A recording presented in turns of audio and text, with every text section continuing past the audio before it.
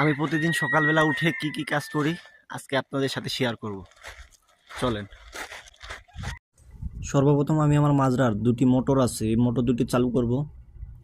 আমার মাজরায় দুইটি কুয়া থাকায় তাই আমি আমার মাজরায় দুইটা মোটর আছে।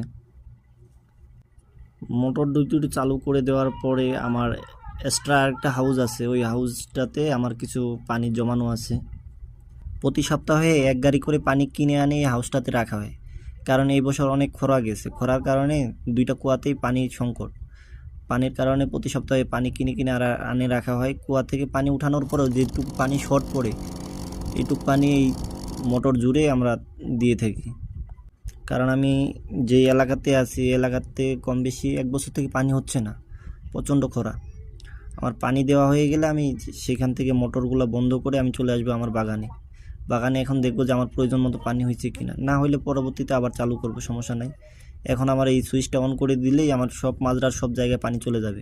এখন আমার প্রয়োজন মতো যেখানে পানি নেওয়ার দরকার সেখানে পানি নিয়ে সেই সুইচগুলো আমি অন করে দিব।